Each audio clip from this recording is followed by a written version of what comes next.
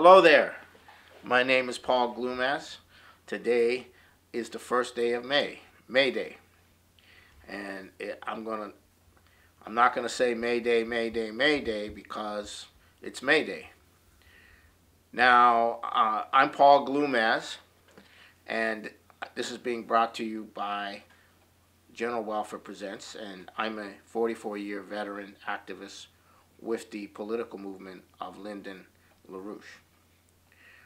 Okay, so we have entered the next hoax of the British operations to bring the world down, to bring the world into war and reduce the world's population and bring humanity into balance with nature, whether through wars, famines, plagues, or financial depredations.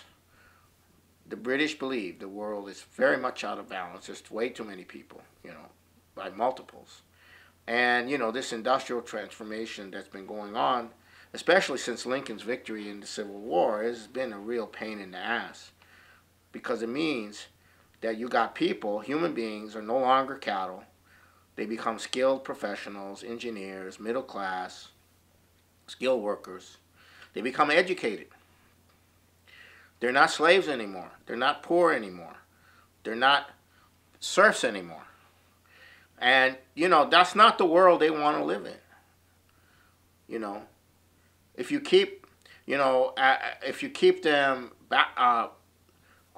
backward and oppressed, then they will revere you as a god. But if they become scientific and developed, they will have no respect for you, for the oligarchs. Who are you? You're just a parasite. We work. What do? You don't do anything. You're oligarchs. We're workers. Etc. So they don't like that. And there's a famous parable. This was told to me by an Afghan leader who was here in the United States. He's back in Afghanistan now, but he was the head of a clan, and he told me that the king, when he was very young, the king of Afghanistan, who was no longer king, was taught a lesson by one of the advisors. He said, "Look at those turkeys, how they come up to you and they peck you, and because they want food, right? And they want to survive. But give them food, give them shelter, and they'll ignore you." He says that's how you have to rule. You have to rule by suppressing and making scarce the means of existence, and they will then worship you. They will, because they're poor and they need to survive. And that is, basically how the oligarchy thinks. So they're trying to reduce humanity back to a more primitive condition, primitive state, so that they can remain the oligarchy.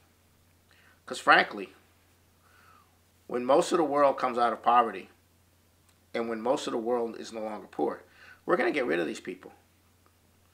I don't see how we're not going to get rid of them. What are they doing for mankind? What are they doing for humanity? What are they doing for the human race? They're not doing anything for the human race, except making it hard for us to have a human race. So we need to dump them. And they know that. They know they're going to get dumped eventually, if economic and scientific progress continues. So, the ungrateful population of the United States elected this character, Donald Trump. How ungrateful could the American people be towards the elite, towards the status quo, towards the neoliberal, towards Hollywood, towards the media, towards the world as we tell you it is. How ungrateful it is. that the American people elected Donald Trump. So we're now going into the fourth massive hoax that the British are running to get us into a war with Russia. The first massive hoax was the Russiagate business, starting with GCHQ, the surveillance arm of the British. It's the NSA of the Britain. Back in 2015, we're preparing to deal with the problem that Trump represented, and it is through the British that the whole Christopher Steele thing got going, which is the real British intelligence, which is the private side of British intelligence. Remember, Christopher Steele's firm gets over $200 million in fees from his clients. A lot of his clients are Russian oligarchs. So it starts there with the Russia thing. And that has held up a lot of the functions of our government for quite a long time. The latest on that is that there is no crime, nor was there any sign of there being any idea that there was a crime for which there was an obstruction of justice. So there is now a motion in Congress from a certain Republican congressmen and senators to impeach Rosenstein. So that's one. That was the first hoax. When that started failing, you got the second hoax, which was the poisoning in Great Britain. That the Russians attacked Great Britain with poison. We need to condemn Russia, and it ended up being that the U.S. massively reduced the embassy staff of Russia and canceled the Seattle consul. As a result, to appease this British mobilization, and then it turns out that whole thing had more worms in it than a bushel of apples, of rotten apples. That thing had more worms than a bushel of rotten apples, and now they dropped that one. The Skripal affair. Then came this videoed chemical attack response by the White Helmets, who are part of Al-Qaeda. And now that's turning out to be there was no chemical weapons.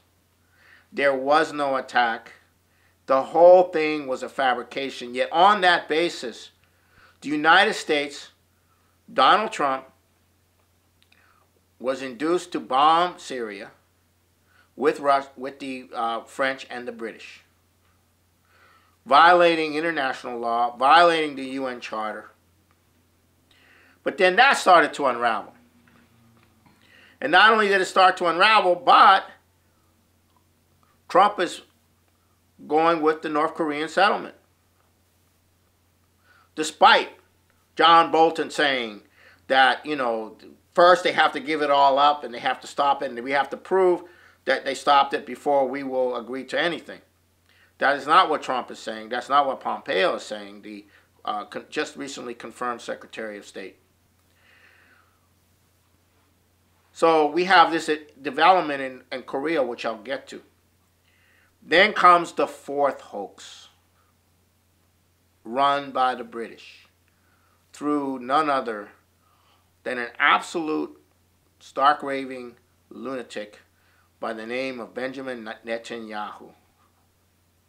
He is now claiming that they have 100,000 pages of secret documents showing that Iran lied about its nuclear program.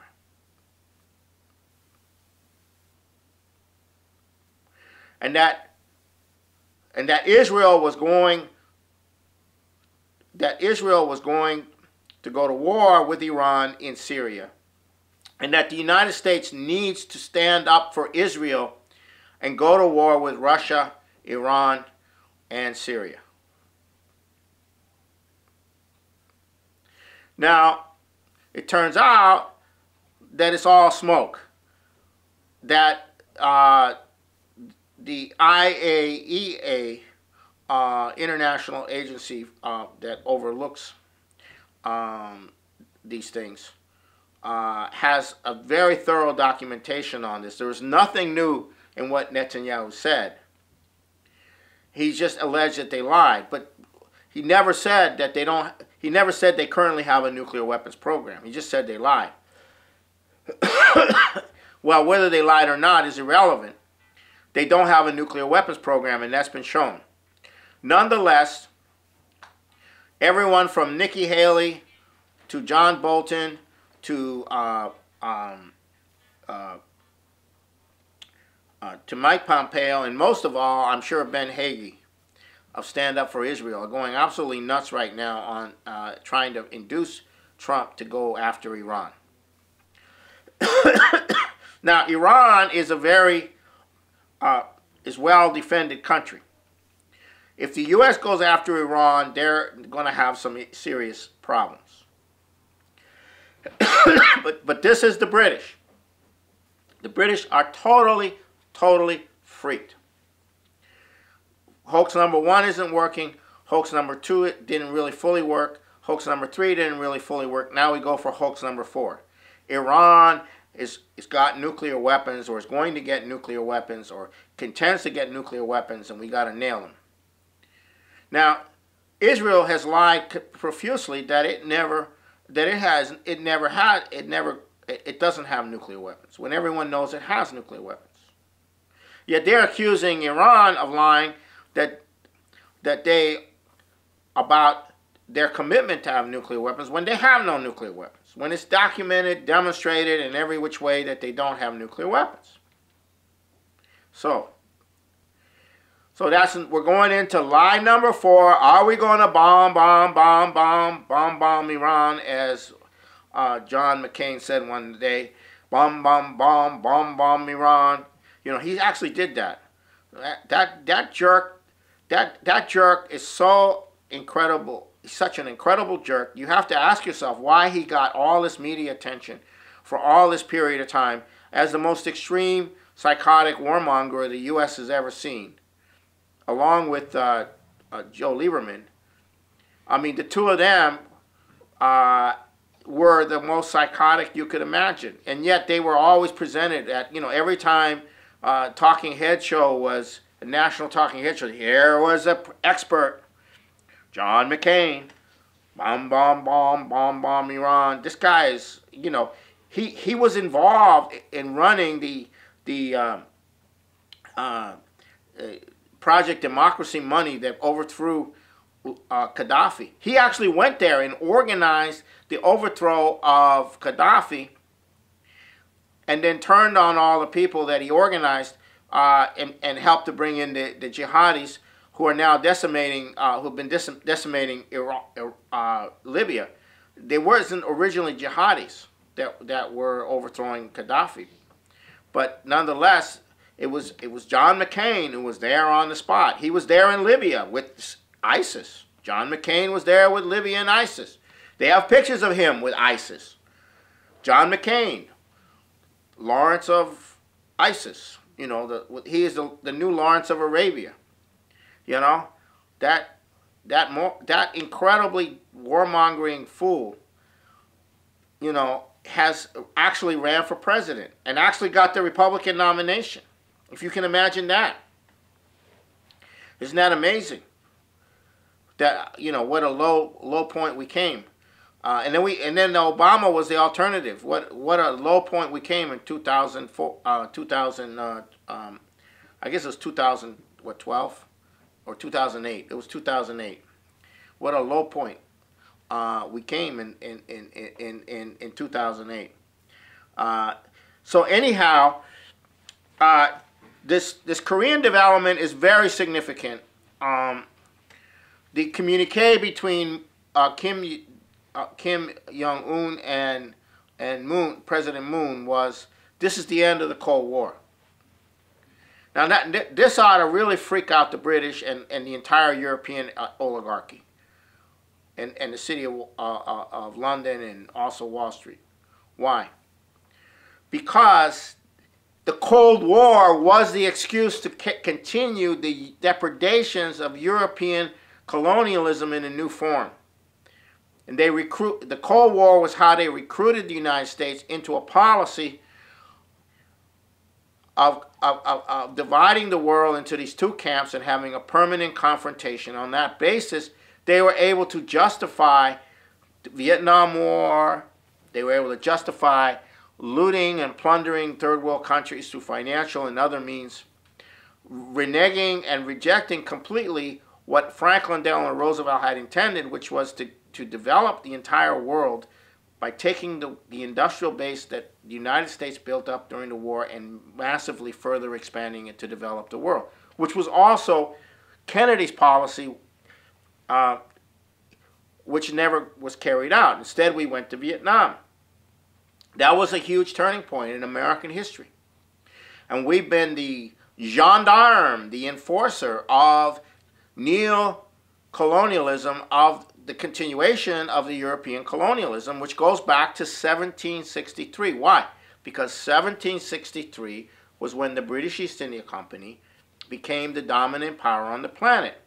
And it's to prevent what the British East India Company policy was going to be for the U.S. colonies, or that faction in the British oligarchy, that we had an American Revolution in response to the takeover of the English-speaking political by the British East India Company, and it's been the dominant power ever since. And we fought an American Revolution against them, and we fought a civil war against their operation to split us up using the Confederacy. And we've been fighting them ever since. But they managed to regain and take us over and use as their so all these policy people have been transformed from being pro-American, pro-national, pro the development of the United States, to being toadies for the continuation of the British East India Company and their world vision of neoliberal, which went on steroids after the collapse of the Soviet Union. This whole thing went on steroids after the collapse. The neocons, the neoliberals went on steroids. We're going to have our world. We're going to have our world. We're going to be able to impose our values. Rape, plunder, terrorism, democracy, but really organized crime, chaos. And none of these countries is going to be able to do anything but bleed for us. We're going to suck everything out of every place in the world. We're going to impose environmental policies which will cause mass death and genocide. And we're going to be running the world back to the good old days. And we're all for that. And there isn't going to be any families. We're all going to be slaves, and except for those that crawl their way out, you know, in a brutal survival of the fittest mode, and are the you know, like George Soros or these other people who are, you know, really just concentration camp capos. You know, they're not really the oligarchs. They're just the people willing to do the dirty work. And so that's the world we were supposed to have, a wonderful world, no doubt. And the entire U.S. establishment, for the most part, was committed to this. Maybe they weren't originally committed to this. And so when Tony Blair said in 1999, we're entering the post-Westphalian period, what was he saying? The right to protect, the right to invade any country that we destroy, to loot it, to protect it.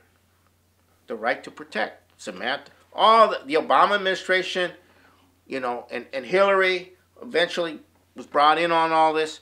The whole Clinton found, all of them were into this whole thing. And they were looking at a consolidation of this thing when something didn't happen that they expected to happen. So now, what do we have? Okay, so back in 2004, we had a situation where, back in 2004, we had a situation where when Bush was reelected, Lyndon LaRouche, right after that, Lyndon LaRouche went, and the movement went on a massive campaign to stop the privatization of welfare, of Medicare, which would have broken the back of the U.S. population for good.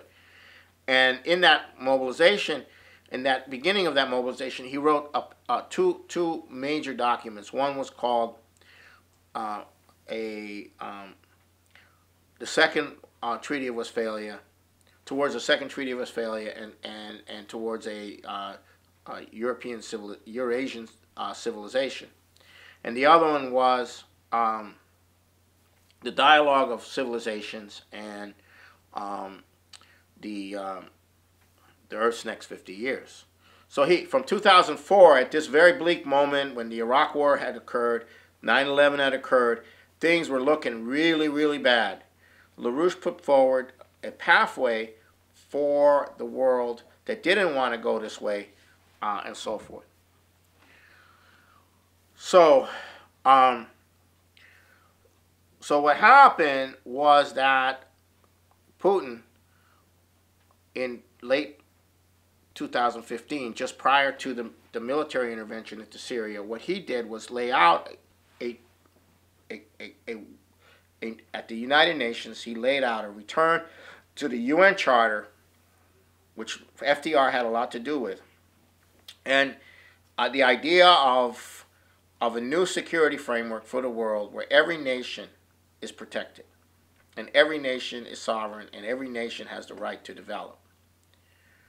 And we put an end to the forces which are trying to destroy nations: international terrorism, international narcotics trade, and so forth and so on. This is the intervention that Putin made with the interventions in Syria. Now, this intervention in Syria is not to conquer Syria. It's not to conquer anything. It's to begin the process of strengthening those national institutions in that part of the world such that you can negotiate an end to all these conflicts, under the idea that there's going to be economic development being brought in by the Belt and Road and the Chinese. So the Chinese are bringing in the Belt and Road for economic development. And how does this work? Well, how does this whole terrorism thing work? It's the old Crusaders. It's the old system of the Middle Ages. Wherever you are in the world, wherever the Middle Ages are in the world, you had a peasant class, you have an impoverished class, and those who wanted out had two ways to go. They could become either become part of a mercenary army, join a mercenary army, or become outlaws, or get into the religious or orders or the priesthood. That was the only way you could go. That was the only way out of living an absolute hellish existence. Well, what do you think is going on with these countries where the disintegration has been taking place? You have absolutely hellish conditions. What's just the way out? Oh, recruit a mercenary. Become a mercenary. And for 40 years, the British have been building up this mercenary army all over the world to target nations and destroy nations, especially in the area where the Belt and Road is going to come through. And LaRouche laid this out in 1999 in a long video called The Coming Storm Over Asia. Well, we're having the coming storm over Asia. And what has emerged is not only the Belt and Road, but most of the nations in that area are joining on board this Belt and Road. They are rejecting this world of chaos and mercenaries and drugs and destruction that's being brought upon them in an organized way. And so now we're entering the situation where the North Korean developments means an end to the Cold War. What is the Cold War? At least in that part of the world. The Cold War is an end to European neo-colonialism, which has been invigorated by the U.S., by the capture of the United States. And what is Trump? Trump is the threat that they will lose control over the United States. And what has happened to Trump? He wants to resolve the situation in North Korea. He is very sincere. But nobody wanted to ever resolve the situation in North Korea except in the early administration of Clinton. Why? Because that's the excuse to maintain U.S. forces and to divide Asia. Japan and South Korea and the Philippines and other nations on one end, China and Russia on the other end, blah, blah, blah. It's all of that is the end. It's the end of that. And Trump wants to resolve it. And to some degree, he has massive support to do this in the population. And if it gets resolved, people will say, God, Trump actually did something. Wow. But the establishment doesn't want that resolved under any circumstances. Okay? And they're like freaking out because this is not the world that they were supposed to live in. And they don't know how to handle it because it's not what they've been trained to do. It's not what they've been brainwashed to do. Neither Pompeo, nor Bolton, nor any of these people that Trump has to pick or not pick, they're not with him on this. And they wouldn't be.